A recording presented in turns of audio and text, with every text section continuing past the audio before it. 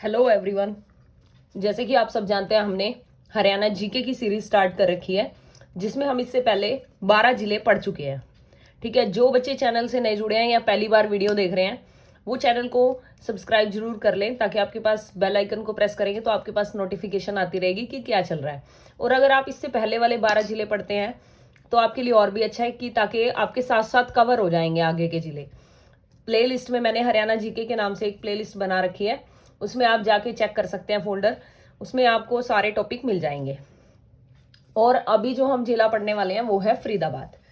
देखिए, जब हम फरीदाबाद की करते हैं, इसका ना ऐसा कोई नाम नहीं हुआ, मतलब कि ऐसा कुछ नाम इसको, मतलब जैसे हर एक जिले का कोई ना कोई नाम प्रीवियस रहा है, तो बस इसका क्या है, ये बाबा फरीद के नाम पे इस शहर का नाम रखा गया, जो कि काफी प्रसिद्ध सूफी संत हुए हैं।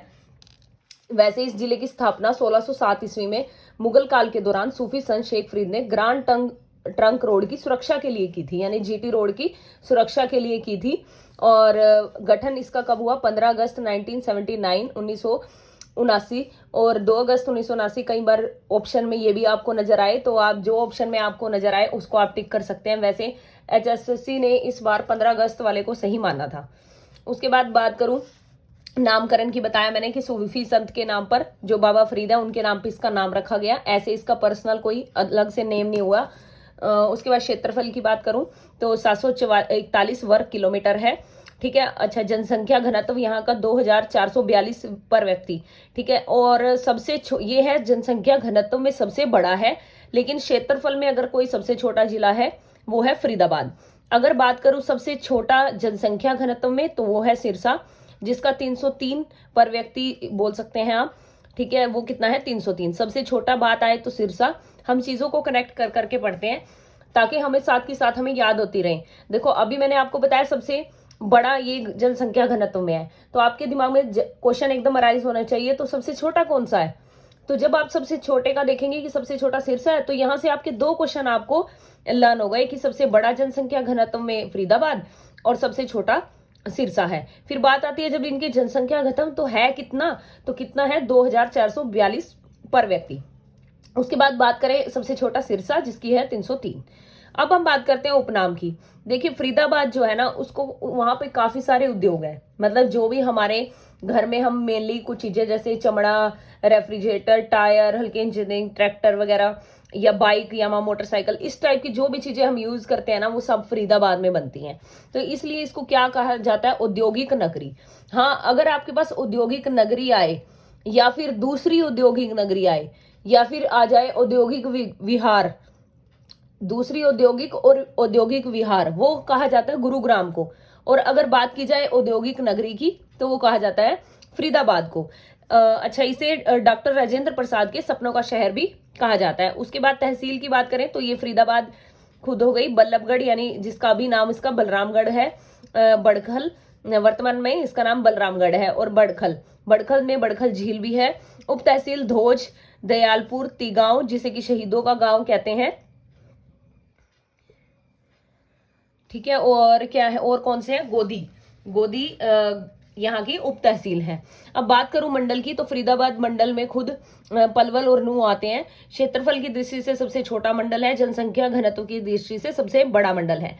उसके बाद करनाल और फरीदाबाद मंडल 2 फरवरी 2017 को बने थे। ये दोनों मंडल एक साथ बने थे, 2 फरवरी 2017 को जो है ये दोनों मंडल बने थे। भौगोलिक स्थिति की बात करूं, दिल्ली में इसकी सीमा दिल्ली से लगती है, और यूपी में इसकी गौतम बुद्ध नगर से लगती है। और हरियाणा में बात करूं तो इसकी सीमा गुरुग्राम और पलवल से लगती है। अरावली की उपस्थिति के कारण चट्टानी मिट्टी पाई जाती है। यमुना नदी की उपस्थिति के कारण जलोढ़ मिट्टी पाई जाती है। अच्छा, सिंचाई की बात करूं तो यहाँ पे यमुना नदी से द्वारा सिंचाई का काम किया जाता है। अच्छा, फरीदाबाद में सिंचाई गुरुग्राम नहर से होती है। ठीक है। ये जो अनंगपुर बांध है, ये वो भी यहीं पर है। और खनिज कौन सा पाया जाता है यहाँ पे? क्वार्ट्ज खनिज यहाँ पर पाया जाता है। तो आपने ये ध्यान रखना है, अगर आपसे पूछा जाए कि अरावली की उपस्थिति के कारण फरीदाबाद में कौन सी मिट्टी पाई जाती है, तो चट्टानी मिट्टी। और यमुना नदी की उपस्थिति के कारण कौन सी पाई जाती है? जलोढ़ मिट्टी। ये पिछले एग्जाम्स में क्वेश्चन आए हुए हैं और रिपीट होते हैं क्वेश्चन, क्योंकि ये फैक्ट बेस्ड डेटा है, इसको हम चेंज नहीं कर सकते। जो एज इट इज आपको कहीं भी आप पढ़िए, कहीं किसी भी चैनल पे पढ़ेंगे या फिर किसी भी बुक में पढ़ेंगे, आपको एज इट इज ये बातें आपने दिमाग में स्टोर करनी ही पड़ेगी। ठीक है, एक बात यहाँ से, मेट्रो रेल से कब जोड़ा गया? 2015 में, और बल्लभगढ़ को 2018 में जोड़ा गया। तो ये बात आपको ध्यान रखनी है। उसके बाद हम बात करते हैं झील की। जब मैं बात झील की करती हूँ, देखिए सूरजकुंड झील, धौज झील, मयूर झील, अनंगपुर झील, बड़खल झील, इन झीलों के आपको याद रखने हैं। जब बात आती है बड़खल झील की, काफी फेमस है ये झील, दिल्ली मथुरा नेशनल हाईवे से 3 किलोमीटर दूर है। कितनी दूर है? 3 किलोमीटर दूर है। वर्ष 1947 में सिंचाई परियोजना के अंतर्गत इसका निर्माण किया गया था कि सिंचाई के काम आनी है। और इस झील पर 6445 मीटर लंबा और 6 मीटर चौड़ा बांध भी बनाया गया है। ये आपको बात ध्यान रखनी है। कुछ के नेशनल हाईवे मैंने हर एक वीडियो में कवर किए हैं, लेकिन जिनके मैंने नेशनल हाईवे जो यहाँ से होकर किसी भी जिले से होकर गुजरते हैं, जिन वीडियो में मैंने कवर नहीं किया, फिर भी मैं एक आपको शॉर्ट्स वीडियो के थ्रू या फिर एक अलग से किसी दिन वीडियो में मैं आपको सारे नेशनल हाईवे कवर करवाऊंगी जहां से इंपॉर्टेंट क्वेश्चन बनते ही बनते हैं। तो ये जो है नेशनल हाईवे 44 या 44 NH 44 यहां से होकर के गुजरता है। हरियाणा की पहली स्मार्ट सिटी फरीदाबाद को कहा जाता है। हरियाणा के 2 विशेष, ये काफी इंपॉर्टेंट क्वेश्चन है, आपसे पूछा जा सकता है, क्योंकि अगर बात करूं हरियाणा के 2 विशेष पर्यावरण न्यायालय हैं तो वो कौन से हैं? फरीदाबाद और हिसार। फरीदाबाद और हिसार। अच्छा, फरीदाबाद के तिगांव और भनकपुर में हर रोज सुबह राष्ट्रीय गान गाया जाता है। ये मैंने आपको पहले भी बताया कि तिगांव जो है उसे शहीदों का गांव कहते हैं, इसलिए यहाँ पे जो है हर सुबह राष्ट्रीय गान गाया जाता है। और महाभारत कालीन जो तिलपत जो युधिष्ठिर ने, मैंने आपको पहले भी बताया था कि महाभारत के, मैंने एक चीज बताई थी अगर आपको ध्यान हो, युधिष्ठिर ने ना दुर्योधन से 5 गांव मांगे थे। कितने गांव मांगे थे? 5 गांव। एक था सोनीपत जिसे सोनप्रस्थ कहते थे, पानीपत जिसे पानप्रस्थ कहते थे, इंद्रप्रस्थ जिसे दिल्ली कहा जाता था, और बागपत और तिलपत। और वो गांव जो तिलपत है, जो 5वां गांव मैंने नाम बोला, जो युधिष्ठिर ने दुर्योधन से मांगे थे, उनमें वो जो गांव तिलपत है 5वें नंबर पे जो मैंने बोला, वो गांव भी किसमें है? फरीदाबाद में है। मैंने यहाँ पे हर वो चीज कवर की है जो आपकी इस किसी भी जिले से रिलेटेड इंपॉर्टेंट होती है और पूछी जाती है। और दूसरी बात, इसमें सारे क्वेश्चंस कवर किए हैं जो किसी भी एग्जाम में आए, चाहे वो कोई पुलिस का एग्जाम हो, चाहे हरियाणा टेट एग्जाम हो, या कहीं पे भी जहां पे जीके आती है। उसके बाद बात करूं उद्योग की, यहाँ पर चमड़ा उद्योग, रेफ्रिजरेटर यानी फ्रिज जहां पे बनते हैं, रेफ्रिजरेटर उद्योग, टायर उद्योग बल्लभगढ़ का, यानी यहाँ पे कौन से टायर की वैरायटी है? गुड ईयर नाम से टायर आते हैं, वो यहाँ पे बनता है। हल्की इंजीनियरिंग उद्योग यहाँ पर है। ट्रैक्टर उद्योग, स्कॉट ट्रैक्टर यहाँ पे निर्माण किया जाता है। यामा मोटरसाइकिल, बाटा जूता उद्योग, अगर लिबर्टी पूछा जाए तो करनाल, बाटा जूता उद्योग पूछा जाए तो फरीदाबाद। अच्छा, मंगलयान के उपकरणों का भी यहाँ पे निर्माण फरीदाबाद में किया गया था। ठीक है, उसके बाद हीना उद्योग यानी मेहंदी का जो है सबसे ज्यादा उत्पादन यहीं पे किया जाता है। राजदूत मोटरसाइकिल उद्योग, देखिए मोटरसाइकिल यानी बाइक कौन सी? यामा और राजदूत दोनों यहाँ पर बनती हैं। अच्छा, एक चीज ये इंपॉर्टेंट है, ये पर्यटन स्थल में लगा लीजिए आप, असोला भट्टी वन्य जीव अभ्यारण्य। मैं बात करूं वन्य जीव अभ्यारण्य की, असोला भट्टी, ये तो काफी डिमांडिंग क्वेश्चन है। काफी एग्जाम्स में मैंने प्रीवियस ईयर के एग्जाम्स उठाए तो मैंने काफी बार इस क्वेश्चन को वहां पे देखा, असोला भट्टी। तो यानी हरियाणा का फेवरेट क्वेश्चन इसे कहा जाएगा, असोला भट्टी वन्य जीव अभ्यारण्य। ठीक है, हरियाणा में गुरुग्राम में और फरीदाबाद में ये है। उसके बाद बात करूं असोला भट्टी किस झील के समीप है, तो वो बड़खल झील के समीप या फिर बड़खल झील की सीमा कह सकते हैं, इसके साथ लगती है। असोला भट्टी सरसिका वन्य जीव अभ्यारण्य को जोड़ने वाला कॉरिडोर।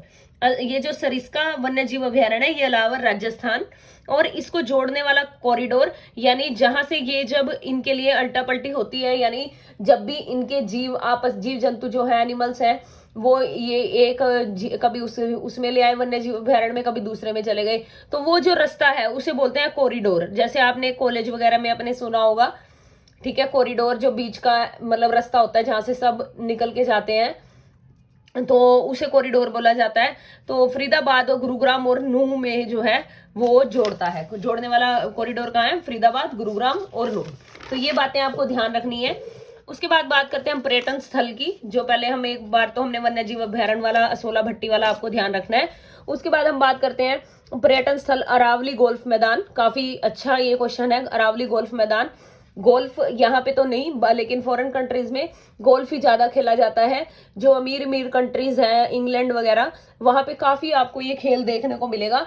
उसका मैदान यहाँ पे है। निर्माण स्टीफन केन ने इसका करवाया था। ये बात याद रखनी है कि किसने निर्माण करवाया था, स्टीफन केन ने। शेख फरीद का गुंबद यहाँ पर है, और यहाँ पे इस शेख फरीद के गुंबद में प्रत्येक गुरुवार को कव्वाली की महफिल सजती है, जिसे शमाए महफिल कहा जाता है। ये बिल्कुल क्वेश्चन नया होगा आपके लिए। शमाए महफिल कहा जाता है। यहाँ पे हर गुरुवार को कव्वाली की महफिल सजती है। बड़खल झील, मैंने बताया कि बड़खल झील काफी इंपॉर्टेंट है। अभी आपको इसके बारे में कवर करवाया कि 1947 में इसका निर्माण हुआ था। 1947 में अरावली की छोटी छोटी पहाड़ियों को काटकर सिंचाई के उद्देश्य से इसका निर्माण किया गया था, और दिल्ली मथुरा हाईवे से 3 किलोमीटर की दूरी पर है। ये बात आपको बड़खल झील के बारे में याद रखनी है। सिंचाई के पर्पज से ये जो झील बनाई गई थी। अच्छा, मेघपाई पर्यटक परिसर भी फरीदाबाद में है। खवाजा की सराय मैं आपको बच्चों बताऊं, ये 300 साल पुरानी है लगभग। तो वो भी कहां पर है, फरीदाबाद में है। राजा नाहर सिंह का किला, ये तो भाई साहब काफी इंपॉर्टेंट क्वेश्चन है। राजा नाहर सिंह का किला बल्लभगढ़ में है। सूरज कुंड का निर्माण जो है तोमर वंश के राजा सूरजपाल ने 10वीं शताब्दी में कराया था। देखिए, आप इस क्वेश्चन को, इनको पढ़ते हैं, यहां से पढ़ते हैं, आप स्क्रीनशॉट लेते हैं। बट मैंने अपनी वीडियोस को ना स्क्रीनशॉट के हिसाब से भी कवर किया है, लेकिन फिर भी बच्चों मैं आपको यही बात कहूंगी, स्क्रीनशॉट लेके पढ़ना बंद कीजिए। आप जो वीडियो देखते हैं, आप उसको सुनते हैं, कई चीजें ऐसी बताई जाती हैं जो हम लोग लिख नहीं पाते हैं, ठीक है। तो उनको लिखना काफी मतलब यूजलेस सा हो जाता है कि मैं एक एक चीज को, फिर आप लोग उसमें होच पोच हो जाता है ज्यादा उसके अंदर ना, पेपर के अंदर। तो इसलिए आप उसको सुनिए ध्यान से कि मैंने इसमें क्या बोला है। तो आप जब सुनेंगे ध्यान से तो आपको एक एक चीज याद रहेगी। तो उसके बाद राजा नाहर सिंह का किला बताया बल्लभगढ़। सूरजकुंड बताया कि तोमर वंश के राजा सूरजमल ने 10वीं शताब्दी में करवाया था। अच्छा, एक यहाँ पे डेथ वैली झील काफी इंपॉर्टेंट है। ये खूनी झील के नाम से प्रसिद्ध है। खूनी झील के नाम से प्रसिद्ध है। जस्ट है ऐसे ही हॉट स्पॉट, मतलब स्पॉट है। जैसे मान लीजिए किसी को अपना पार्टी वगैरह करनी है तो शाम के टाइम पे वहां जाके बैठ जाते हैं, तो उसके किनारे वगैरह पे, तो खूनी झील के नाम से प्रसिद्ध है। उसके बाद आश्रम हट स्थल सूरजकुंड झील पर है। सनबर्ड पर्यटक स्थल फरीदाबाद में है। 5 सितारा राजहंस होटल फरीदाबाद। ऐसे तो देखिए बहुत सारी चीजें होती हैं, लेकिन जो इंपॉर्टेंट है, जो फेमस है, उन्हीं चीजों को मैंने यहाँ पे कवर किया है। शाइन टेम्पल की बात करूं, वो भी एक पर्यटन स्थल कहां पर है, फरीदाबाद में। अच्छा, एक हरियाणा राज्य खेल परिसर यहाँ पर है फरीदाबाद में। राजा नाहर सिंह क्रिकेट स्टेडियम, जिसे मयूर स्टेडियम भी बोला जाता है, जो कि 1981 में बना था, और पहला रणजी का मैच 1982 में हुआ था, और पहला अंतरराष्ट्रीय प्रथम जो ओडीआई है 1988 में हुआ था। अगर आप लोगों को अब तक ये पता है कि हरियाणा में मैचेस नहीं होते, लेकिन आपको ये जानना चाहिए, ये आपको पता होना चाहिए कि हरियाणा में मैचेस होते थे, ठीक है। लेकिन इस जो ये क्रिकेट स्टेडियम था, आने वाले समय में भी यहाँ पर होंगे। यहाँ पे ओडीआई मैच हुआ, वेस्ट इंडीज वाला और इंडिया वाला। वेस्ट इंडीज जीत गई। अंतिम मैच यहाँ पे 2006 में हुआ, इंडिया वर्सेस इंग्लैंड। इंडिया यहाँ पे जीत गई थी 2006 में। लेकिन 2015 वर्ष के बाद यहाँ पे 2006 के बाद यहाँ पे कोई मैच नहीं हुआ। और 2015 में यहाँ पर जो है क्रिकेट, ये जो ग्राउंड है, सिडनी क्रिकेट ग्राउंड की तर्ज पे इसमें काम चल रहा है। तो देखते हैं, अभी तो 10 साल हो गए हैं, ठीक है, और देखते हैं कब तक ये तैयार होगा। बाकी अपकमिंग आपको न्यूज दूं तो यहाँ पर मैचेस हुआ करेंगे। आप भी कह सकेंगे कि यस, हमारे हरियाणा में भी इंटरनेशनल क्रिकेट स्टेडियम है जहाँ पे मैचेस करवाए जाते हैं। उसके बाद बात करूं पार्क की, fountain park, Ratanjot park, Bahri park, Assam park. Fountain park, Ratanjot, ये आपको 4 याद रखने हैं। इनमें से एक आधा कभी भूले भटके कोई क्वेश्चन आ जाए तो आपको पता होना चाहिए कि ये कहां पर है। बात करूं मंदिरों की, परसों मंदिर फरीदाबाद में, पराशर ऋषि से संबंधित ये मंदिर है, ये फरीदाबाद में है। झरना मंदिर भगवान शिव को समर्पित है, मोहब्बताबाद गांव में है, और एक ही दिगंबर जैन मंदिर फरीदाबाद में है। ये 3 मंदिर आपको ध्यान रखने हैं। उसके बाद एक इंपॉर्टेंट क्वेश्चन मैंने यहाँ पे कवर किया है, ती गांव जो कि शहीदों का गांव जिसे बोलते हैं, फरीदाबाद में है। 1500 मेगावाट का यहाँ पे गैसेज विद्युत परियोजना प्लांट है। क्या है? विद्युत परियोजना प्लांट है, तो आपने इसको ध्यान रखना है। उसके बाद बात करूं मेले, हम इसमें हर एक चीज कवर कर रहे हैं, तो मेले कैसे छोड़ सकते हैं। तो मेले की बात करें, सूरजकुंड मेला, जो कि जिसे अंतरराष्ट्रीय क्राफ्ट शिल्प मेला, तीनों चीजें इसको कही जाती है। 2017 में पहला एक ऐसा ईयर था जहां पे ये अंतरराष्ट्रीय कैशलेस मेला बना, मतलब यहाँ पे पैसा नहीं हुआ, यूपीआई हुई होगी। शिल्पकारों का मेला इसे बोला जाता है।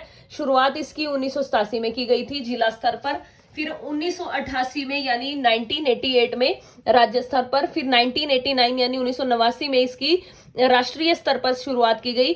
और इसका आयोजन हर एक साल में प्रति वर्ष फरवरी के महीने में इसका आयोजन किया जाता है। अगर आपसे पूछी जाए कि पहला प्रथम बाहरी देश कौन सा है जो मेले में भाग लिया, तो वो कौन सा है? इजिप्ट है। और प्रथम पार्टनर देश कौन सा है? तो वो कौन सा है? थाईलैंड। बात करूं जो इस बार हुआ, अभी हम 2025 में हैं, जिसमें काफी कुछ घटित हो चुका है। कभी भारत पाकिस्तान का एक सो कॉल्ड वॉर, एंड अभी जो करंट टाइम चल रहा है, काफी कुछ इंडिया में चल रहा है, ठीक है, भारतवर्ष में। जो अभी इसका प्रथम पार्टनर देश है वो है मतलब पार्टनर देश इसका था, थाईलैंड था। अभी जो मेला हुआ 2025 में, वो हुआ 38वां सूरजकुंड मेला। उससे पहला हमें ना एक बैक वाला और एक मतलब जो हुआ है इसी साल, वो थोड़ा सा ध्यान में रखना चाहिए और पहला याद रखना चाहिए। तो 37वां मैंने यहाँ पे कवर किया, अंतरराष्ट्रीय सूरजकुंड मेला, जिसका थीम राज्य कौन सा था? गुजरात। ये ना अपना हर एक राज्य की ना थीम बना देते हैं, मतलब एक थीम इसमें डिसाइड कर ली जाती है प्रतिवर्ष, और उसी के हिसाब से ये मेला आगे बढ़ता है। इसका थीम देश कौन सा था? तंजानिया। अच्छा, 38वां सूरजकुंड मेला 7 से 23 फरवरी 2025 तक चला। 7 से 23 फरवरी 2025 तक ये मेला चला। पहली बार इसमें क्या हुआ ना, 2 थीम राज्य चुने गए, मतलब 2 राज्यों को एक साथ थीम राज्य। उससे पहले क्या होता था, सिर्फ एक राज्य को थीम राज्य बनाया जाता था। लेकिन इस बार 2025 में उड़ीसा और मध्य प्रदेश, अगर आपसे क्वेश्चन पूछा जाए कौन से ईयर में, कौन से वर्ष में 2 थीम राज्य चुने गए सूरजकुंड के मेले में, पहली बात तो आपको ये पता होना चाहिए, ये जो सूरजकुंड का मेला है, देखिए आप सभी समझदार हैं, आपको पता है जो मतलब भारतीय संस्कृति है, ठीक है, कहीं ना कहीं विलुप्त होती जा रही थी, ठीक है, मतलब जो हाथ से काम करते हैं, कारीगर हैं, हाथ शिल्पकार हैं, वो सब क्या है, विलुप्त हो जाते जा रहे थे। तो इसलिए 1987 में इस मेले को आयोजन करने का निर्णय लिया गया कि हम अपनी संस्कृति को, अपनी परंपरा को उजागर करके रखें, हम हर देश तक पहुंचाएं कि हमारे भारतवर्ष में क्या क्या होता है। तो उसके फरीदाबाद में इसका आयोजन हर वर्ष किया जाता है। तो हर वर्ष कोई ना कोई थीम देश, कोई ना कोई थीम राज्य जो है लिया जाता है। तो इस साल भी 2 थीम राज्य चुने गए, जो कि 2 पहली बार चुने गए थे। उससे पहले सिर्फ एक थीम राज्य चुना जाता था। अब की बार उड़ीसा और मध्य प्रदेश, और अब की बार वाले अतिथि मेले का जो है, इस मेले का उद्घाटन मुख्य अतिथि जो थे वो केंद्रीय संस्कृति और पर्यटन मंत्री श्री गजेंद्र सिंह शेखावत ने मुख्य अतिथि के तौर पे उस मेले का उद्घाटन किया। तो आपको मेरे हिसाब से सूरजकुंड मेले के बारे में अच्छे से पता होना चाहिए। ये सब बातें तो काफी इंपॉर्टेंट है जो आपको पता होनी चाहिए, ताकि आप, अगर आपसे फिर भी पूछ लिया जाए ऐसा कौन सा मेला जो है हरियाणा में लगता है जो भारतीय संस्कृति को दिखाता है या फिर हर वर्ष लगता है, इस तरह के आपसे क्वेश्चन पूछे जाए तो आपने उसका उत्तर क्या भरना है? सूरजकुंड मेला। उसके बाद काली माता का मेला और कानुआ का मेला, फूलडोर का मेला, खाना रावत, ये सब मेले कहां पर लगते हैं? फरीदाबाद में लगते हैं। एक कार्तिक सांस्कृतिक मेला काफी इंपॉर्टेंट है, क्योंकि बल्लभगढ़ में राजा नार सिंह महल में लगता है। नवंबर 1996 से ये प्रतिवर्ष लगता है, मतलब हर साल ये मेला लगता है। एक शिव चौदस का मेला यहाँ पर लगता है। बलदेव छठ का मेला यहाँ पर लगता है। काना गौशाला का मेला यहाँ पर लगता है। एक पंखा मेला जो कि हिंदू मुस्लिम भाईचारे की एकता को दिखाता है, वो मेला यहाँ पे रखना है। तो मेन आपने सूरजकुंड मेला, कार्तिक सांस्कृतिक मेला, शिव चौदस मेला, फूलडोर मेला, काना रावत मेला, पंख मेला, ये सब आपने अच्छे से आपने अपने दिमाग में उतार लेने हैं।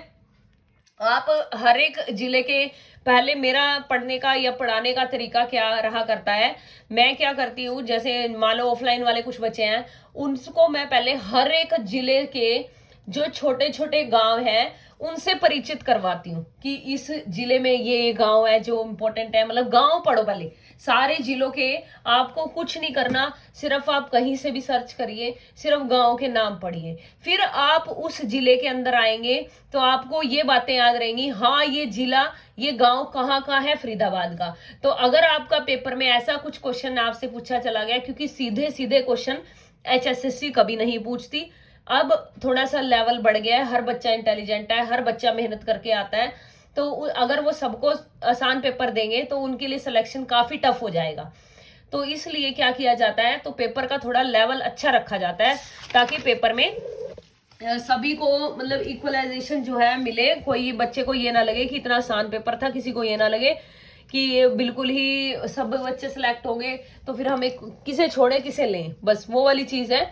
इसलिए थोड़ा सा लेवल अपना अच्छा करिए। नदियां, नहर, बांध यहाँ पर बात करें, बड़खल झील, मयूर झील, यमुना नदी प्रमुख रूप से यहाँ पे सिंचाई फरीदाबाद में करती है, और धोध झील, ये हमारी यहाँ पे नदियां हैं। उसके बाद कृषि पशुपालन की बात करूं, रजनीगंधा और ग्लोडियोलस फूल यहाँ सबसे ज्यादा फरीदाबाद में होते हैं, और मेहंदी का उत्पादन भी सबसे ज्यादा यहाँ पे, मैंने आपको बताया था कि हीना का उत्पादन सबसे ज्यादा यहाँ पे किया जाता है। उसके बाद मैं बात करूं महत्वपूर्ण संस्थान, इसके अंदर मैं महत्वपूर्ण संस्थान पर शिक्षण संस्थान दोनों कवर किए हैं। YMCA यूनिवर्सिटी जो कि फरीदाबाद में है, काफी इंपॉर्टेंट है, 1969 में इसका निर्माण हुआ था, यानी 1969 में। 2009 में क्या हुआ, इसका नाम बदल दिया गया, YMCA का फरीदाबाद का नाम बदल दिया गया, जगदीश चंद्र बसु यूनिवर्सिटी कर दिया गया। और यहाँ पे प्रथम आधुनिक ITI तिगांव में है फरीदाबाद। तिगांव वही शहीदों का गांव, हम बार बार अगर एक चीज को बार बार रिपीट करते रहते हैं ना तो वो हम भूल ही नहीं सकते। लिंगिया विश्वविद्यालय यहाँ फरीदाबाद में है। राष्ट्रीय विद्युत प्रशिक्षण संस्थान का मुख्यालय NPTI, वो भी हमारा कहाँ पर है, फरीदाबाद में है। राष्ट्रीय प्रौद्योगिकी संस्थान NIT की स्थापना भी फरीदाबाद में की गई। अच्छा, इनके तो आपको डायरेक्ट नाम याद कर लेना। National research centre for integrated pest management संस्थान की स्थापना कहाँ की गई, 1988 में फरीदाबाद में। अच्छा, ये इंपॉर्टेंट है। Doctor Ambedkar skill development, doctor Ambedkar से रिलेटेड कुछ भी आता है वो हमेशा इंपॉर्टेंट होता है, क्योंकि ये काफी जाने मानी हस्ती है, हमारा संविधान इन्हीं की वजह से है। स्किल डेवलपमेंट यूनिवर्सिटी, मानव रचना इंटरनेशनल यूनिवर्सिटी, तो ये आपको ध्यान रखनी है। अच्छा, यहाँ पे ना जो है कृत्रिम अंगों का भी निर्माण किया जाता है, कहाँ पे किया जाता है, तिगांव में। फरीदाबाद पुलिस कमिश्नरी भी फरीदाबाद में है। और राजा नाहर सिंह का किला 1850 ईस्वी बल्लभगढ़ में है, बना था, और इसमें अजीत सिंह और बल्लू नामक 2 दरवाजे हैं, ये आपको बात ध्यान रखनी है। अब हम आते हैं व्यक्तित्व पर। हम काफी कुछ पढ़ चुके हैं, हम 20 से 25 मिनट में ये सारी जिले को पूरा एक एक टॉपिक अच्छे से कवर कर लेते हैं। प्रीवियस ईयर भी मैंने काफी सारे क्वेश्चन इसमें डाले हुए हैं, जो भी क्वेश्चन कहीं से आता है वो इससे बाहर क्या ही आएगा जब हम इतनी डिटेल वीडियो पढ़ते हैं। लेकिन उसके अलावा फिर भी जब ये जिले पढ़ने के बाद जो भी चीजें जैसे नेशनल हाईवे है या फिर कुछ भी इंपॉर्टेंट जो भी इसके बारे में होगा, मैं आपको एक एक चीज करवाने वाली हूँ। तो चैनल से जुड़े रहे ताकि आपका कुछ मतलब आपको अच्छा ही मिलेगा कंटेंट। व्यक्तित्व की बात करूं, राजा नाहर सिंह, सबसे पहले उनका जन्म 9 जनवरी 1823 में हुआ था। ये एक ऐसे शख्स थे जिनको बल्लभगढ़ का शेर कहा जाता था, और फांसी इनको इन्हीं के जन्मदिन वाले दिन 1858 में दे दी गई थी। सोनू निगम कौन है, सिंगर हैं, आप सभी जानते हैं। पहले जगराते करते थे, फिर उसके बाद ये फिल्म इंडस्ट्री में सॉन्ग वगैरह गाने लग गए, और इन्होंने अपने बच्चों को बाहर भेजा हुआ है सिंगिंग के लिए, मतलब फॉरेन कंट्री में। खुद यहाँ पर अपने बच्चों को, ये इंडिया को थोड़ा सा मतलब डाउन ही समझ लीजिए, दिखाने की कोशिश कर रहे हैं कि आप अपने यहाँ से ज्यादा वहां का कल्चर इनको सिंगिंग के लिए ज्यादा अच्छा लग रहा है। तो कोई बात नहीं, सबका अपना अपना ओपिनियन है। ऋचा शर्मा सिंगर है। सूरदास जी जो कि ये भी अपना फरीदाबाद से है। सूरदास जी जो सीही गांव से हैं। सूरदास जी के गुरु का नाम पूछा जाता है जो संत वल्लभाचार्य है। इनके दर्शन शास्त्र की विद्या ली थी इन्होंने, दर्शन शास्त्र की शिक्षा इनसे ली थी, और संगीत शिक्षा इन्होंने संत हरिदास से ली थी। ये ब्रज भाषा के प्रसिद्ध कवि माने जाते हैं, सुप्रसिद्ध कवि। रचनाएं सुरसागर और सुरसावली। इसमें सुरसागर में तब 1.25 लाख श्लोक थे, लेकिन अब केवल 5000 बचे हैं। तो आपने ये बातें ध्यान रखनी है। इनकी गुरु का नाम और इनके दोनों गुरु का वल्लभाचार्य और संत हरिदास। अभिनव लोहान गोल्फ से संबंधित है। मोहित शर्मा IPL में खेल चुके हैं। अजय जडेजा पूर्व क्रिकेटर। हिमानी कपूर फरीदाबाद से बिलोंग करती हैं। धानु सिंह किसान नेता हैं जो कि फरीदाबाद से बिलोंग करते हैं।